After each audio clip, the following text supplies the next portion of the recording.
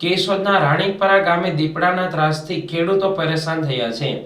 નગરપાલિકા દ્વારા કચરો ઠાલવવામાં આવે છે, ઉપરાંત મૃત પશુઓને પણ ફેંકવામાં આવતા હોત, તેથી દીપડાઓના આંટાફેરા વધ્યા હોવાનો ખેડૂતો આક્ષેપ કરી રહ્યા છે। કેશોદ તાલુકાના રાણીપરા ગામે દીપડાના ત્રાસથી ખેડૂતો પરેશાની ભોગવી રહ્યા છે।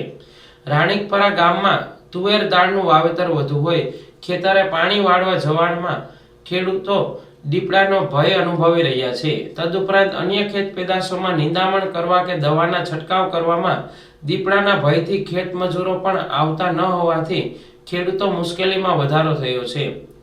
કેશોદ નગરપાલિકા દ્વારા મૃત પશુઓ અને કચરો રાણીપરા ગામે ઠલવાતો હોય, જેના કારણે પણ દીપડાના આંટાફેરા વધ્યા હોવાનું ગ્રામજનો જણાવી રહ્યા છે। અનેક વખત ખેતરોમાં દીપડાના પગલાના નિશાન જોવા મળી રહ્યા છે, જે બાબતે વન વિભાગને જાણ કરવામાં આવતા વન વિભાગ દ્વારા દીપડાને પકડવા પાંજરા મૂકવામાં આવ્યા છે, પણ દીપડા હજુ પાંજરે પુરાયા નથી।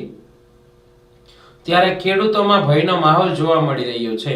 ખેડૂતોનો ભયનો આ માહોલ દૂર થશે કે દીપડા કાયમ આ વિસ્તારમાં રહેણાંક બનાવશે, એ તો આવનારો સમય જ બતાવશે, પરંતુ દીપડા બાબતે હાલ તો રાણીપરાના ખેડૂતોમાં ભય ફેલાયો છે।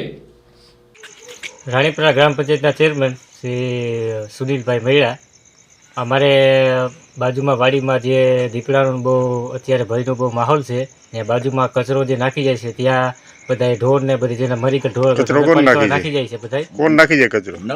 નગરપાલિકા વાળા બધા, એટલે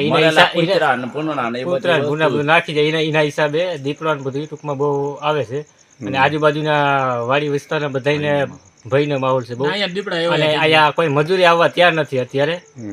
રાત વરામાં આવવું હોય કે દિવસનો તો શું કરવાનું, અને કોઈને પણ ઢોર છે કે અમને કોઈ રંજાણ કરે તો જવાબદારી કોણ લે?